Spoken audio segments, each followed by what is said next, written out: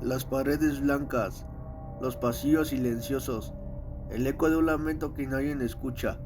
Algunos dicen que los hospitales curan, pero ¿qué pasa con lo que no puede ser curado? ¿Con lo que se queda atrapado entre la vida y la muerte? Esta noche te invitamos a escuchar los ecos del hospital. Si eres demasiado valiente, te invito a suscribirte y seguirme en mis redes sociales para no perderte ninguna de estas historias que te quitarán el sueño. Sin nada más que decir, empezamos con los relatos. Conectado con la muerte. Todo comenzó con síntomas que parecían sencillos, pero que se fueron convirtiendo en una condena. Tenía vómitos constantes, mareos, los pies tan inflamados que apenas podía caminar y un olor extraño, metálico y desagradable en la boca. Fui a un centro de salud donde me hicieron exámenes de sangre y orina. No me explicaron demasiado, solo escribieron en un papel que debía ir a un hospital con urgencia. Esa palabra urgencia me heló la sangre. El hospital al que llegué no inspiraba confianza. Era una estructura blanca, con pasillos largos y luces que parpadeaban, con un olor que mezclaba cloro, sudor y sangre seca. El médico que me recibió apenas me revisó. Me pidió abrir la boca, soplar, y con una seguridad que me pareció aterradora dijo: «Uno de tus riñones está muerto». Lo dijo con frialdad, como si hablara de una pieza de maquinaria rota. Me colocaron un suero y hablaron de diálisis. Yo dudaba. No quería aceptar un diagnóstico tan brutal después de una revisión tan superficial. Mi madre me acompañó y decidimos buscar otra opinión en otro hospital. El segundo lugar no fue más alentador. Me pusieron en una sala con pacientes que parecían sombras de lo que alguna vez fueron. Algunos eran jóvenes, otros mayores. Todos con catéteres, sondas, agujas y miradas apagadas. El ambiente era denso. Como si la enfermedad hubiera robado no solo la salud, sino la esperanza. Un médico se acercó con papeles. Me dijo que debía firmar. Me recordó que era mayor de edad, que mi madre no podía decidir por mí. Me repitió varias veces que se trataba de salvar mi vida. Yo firmé, con la mano temblando, sin saber que esa firma marcaría un antes y un después. Cuando me recostaron para colocarme el catéter, ocurrió lo impensable.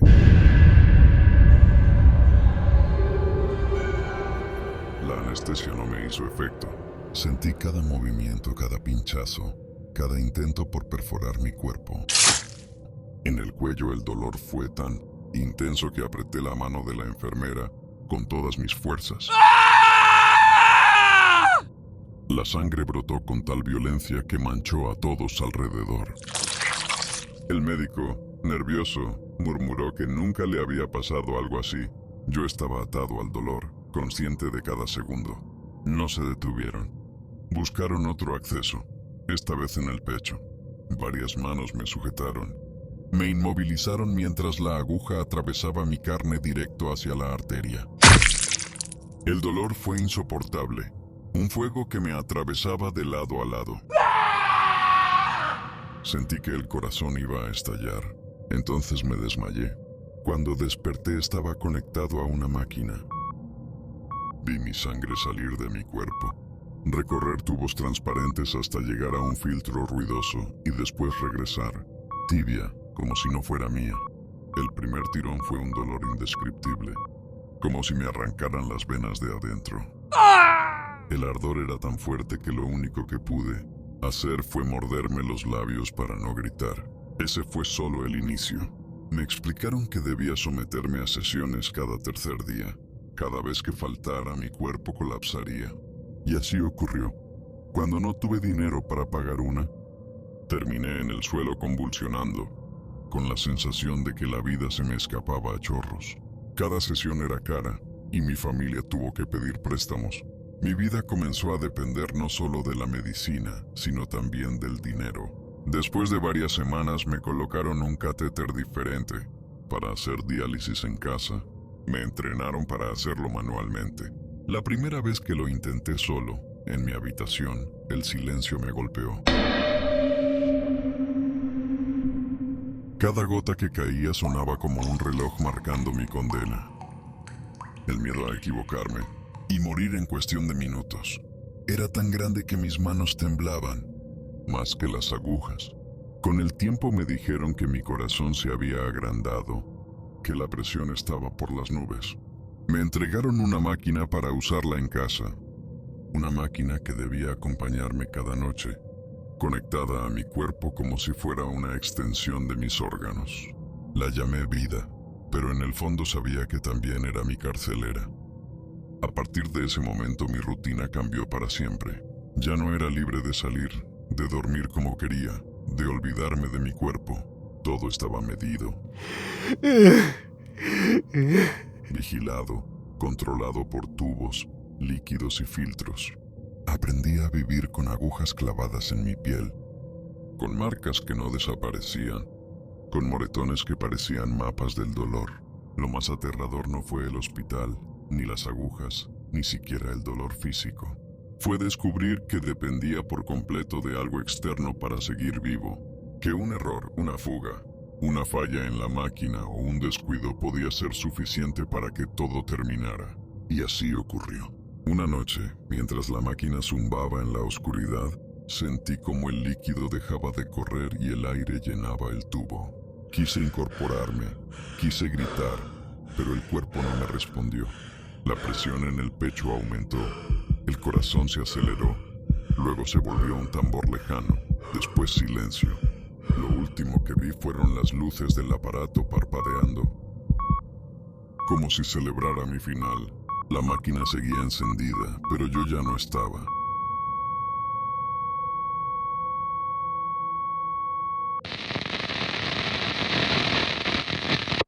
El llanto en el pasillo. Es un hospital viejo, siempre tuvo un aire extraño. De día parecía un lugar común, médicos corriendo de un lado a otro, camillas moviéndose, conversaciones rápidas y urgentes. Pero cuando caía la noche, el edificio cambiaba de rostro. Los pasillos, tan transitados durante el día, se volvían corredores interminables, iluminados solo por focos que parpadeaban y proyectaban sombras alargadas. Contra las paredes descascaradas, el silencio nunca era absoluto. Siempre había un eco de pasos que nadie daba, un portazo en la lejanía, un murmullo apagado que parecía venir de cuartos cerrados, con llave desde hacía décadas.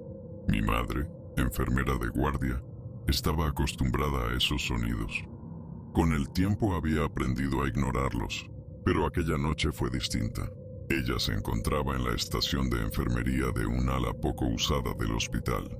Todos los pacientes de esa sección eran adultos y solo ocupaban un par de habitaciones. El resto permanecía vacío, sumido en la penumbra. Mientras revisaba algunos expedientes, escuchó un sonido que le heló la sangre. Un llanto infantil. Al principio fue tenue, como el sollozo de un niño recién despertado. Mi madre levantó la vista desconcertada. No había motivo alguno para que hubiera un niño en esa ala. Pediatría estaba en otro edificio. El llanto continuó, suave pero insistente, cargado de un dolor extraño. La curiosidad y el deber profesional la obligaron a levantarse. Caminó por el pasillo siguiendo el sonido.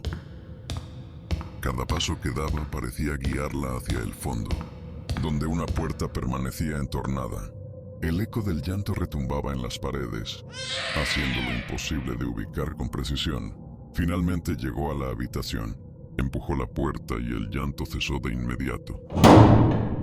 El cuarto estaba oscuro, iluminado apenas por la luz del pasillo que se colaba. En el centro había una camilla, con las sábanas arrugadas como si alguien hubiera estado acostado hacía apenas segundos. El aire estaba helado, antinaturalmente frío para un cuarto cerrado. Un escalofrío le recorrió la espalda. Dio un paso atrás, pero en ese instante sintió un tirón en la bata.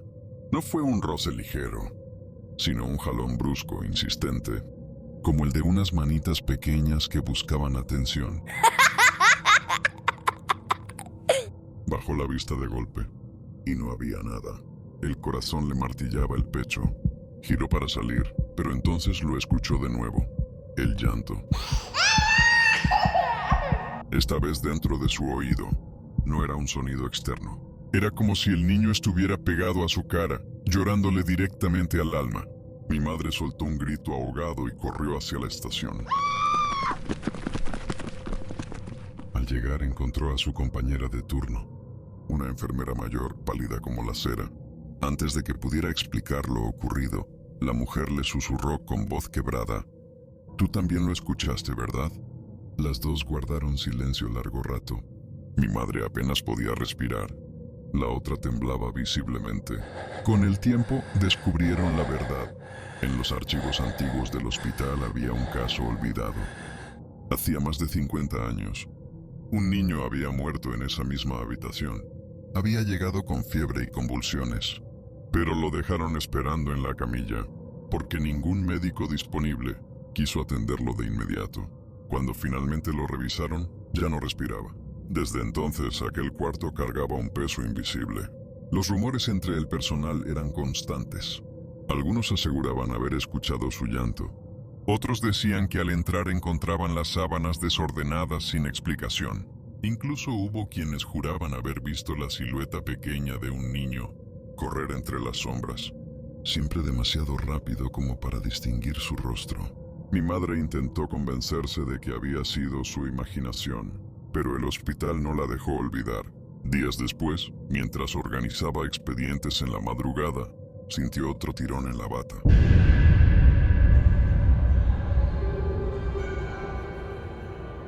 Esta vez fue más fuerte, tanto que casi la hizo perder el equilibrio.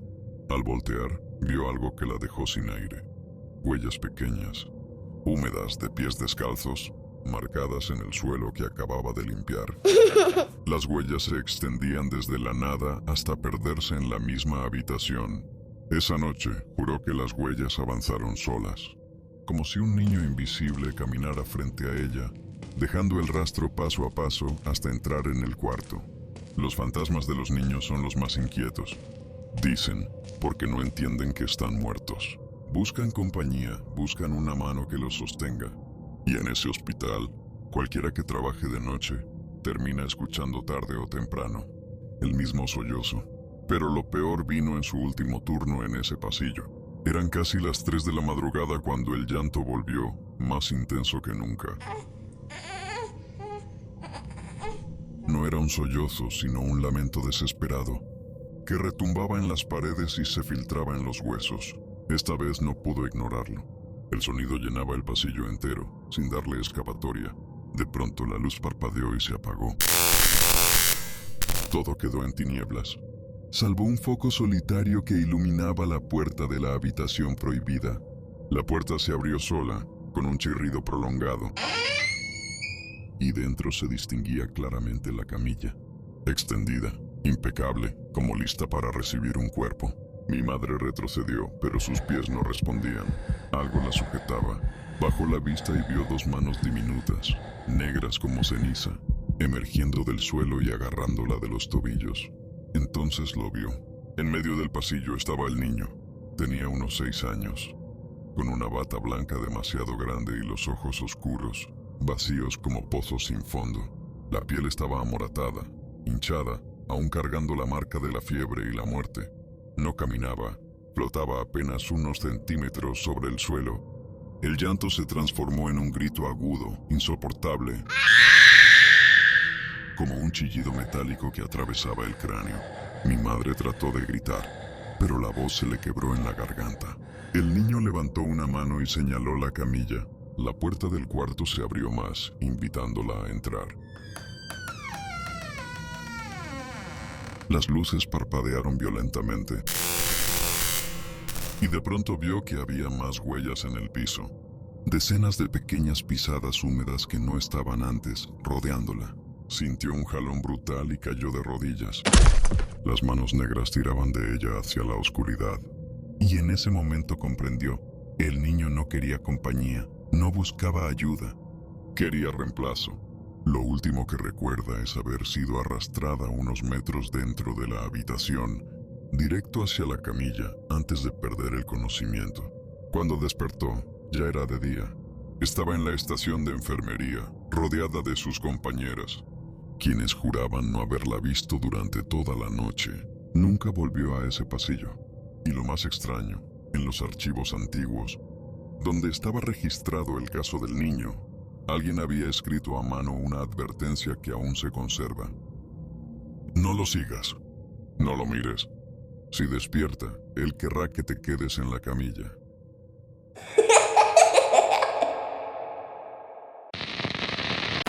Lo que vi en el hospital no eran pacientes, eran sombras. Nunca pensé que un accidente pudiera convertirse en mi peor pesadilla. Un día antes había llovido fuerte. El cielo gris descargó toda su furia sobre la Ciudad de México y la avenida Calzada Vallejo. Amaneció húmeda, con charcos sucios que reflejaban las luces de los autos y el olor penetrante a gasolina. Yo iba en mi moto sobre las laterales confiado, como si nada pudiera pasarme. La lluvia había dejado los frenos de disco mojados, resbaladizos. Esa moto era mi escape para mi trabajo, mi forma de sentir que dominaba las calles de la ciudad. Avanzaba rápido, cruzando los semáforos, esquivando los baches, sintiendo que la vida corría con el rugido del motor. Pero al llegar a la altura de la avenida Montevideo, el destino me alcanzó. Un tráiler apareció frente a mí y jalé los frenos con fuerza. No respondieron. El manillar se hundió hasta el fondo como si estuviera hueca. En ese instante entendí que no había salida. El golpe fue brutal. El estruendo de metal contra metal, los gritos de la gente, el sonido seco de mi cuerpo rebotando en el pavimento. Y luego silencio. Un silencio tan profundo que helaba los huesos. Y después abrí los ojos, pero ya no estaba en la calle. No había autos ni sirenas. Solo un espacio blanco, interminable, vacío. No dolía, pero tampoco sentía mi cuerpo. Había algo peor. Un peso invisible en el pecho, como si cadenas invisibles me apretaran el alma. Entonces la escuché. Una voz oscura, fría, que no venía de afuera, sino desde dentro de mi cabeza. Toda tu vida creíste ser libre, pero siempre fuiste un esclavo. Me quedé helado. Quise hablar, pero no tenía voz. Solo pensé, ¿quién eres? La respuesta me desgarró por dentro. Soy lo que nunca quisiste escuchar. Soy el reflejo de lo que escondiste. Soy las cadenas que arrastras desde que naciste. El vacío comenzó a llenarse de sombras. Y en esas sombras vi escenas de mi vida.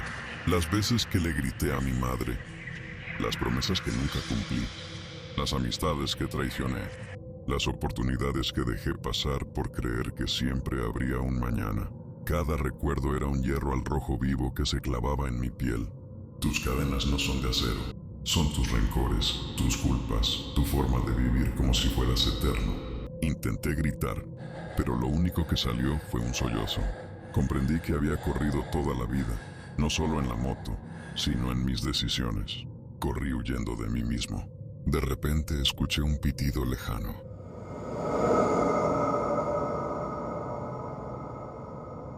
Un sonido constante, como el de un monitor cardíaco. Sentí que alguien jalaba de mí hacia otra realidad. Abrí los ojos un instante y vi luces frías.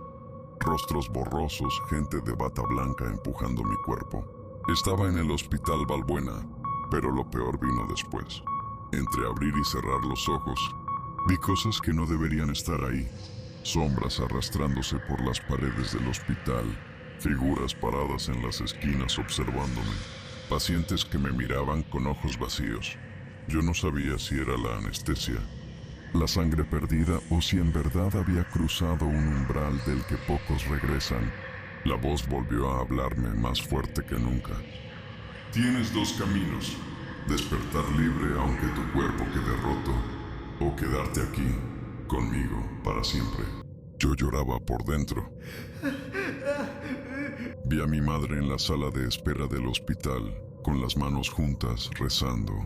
Vi a mi hermano pequeño abrazando mi chamarra como si fuera lo único que le quedaba de mí. Y lo entendí. El verdadero accidente no fue contra el tráiler. Fue contra mis propias acciones. ¡Quiero ser libre!, grité en mi mente. Abrí los ojos de golpe. Tubos, sueros, el pitido del monitor. No podía moverme, pero estaba vivo. Mi madre lloraba a mi lado y me apretaba la mano con desesperación. Por dentro sabía que ya no era el mismo. Algo se había quedado allá, en ese lugar blanco y lleno de sombras. Algo que me decía que el accidente fue solo la puerta.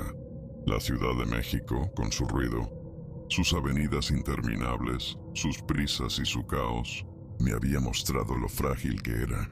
Y en ese hospital donde la muerte rondaba en cada pasillo, descubrí la verdad. El verdadero choque fue dentro de mí. Aunque mi cuerpo estaba destrozado, mi alma respiraba distinta. Ya no volví a ser la misma persona.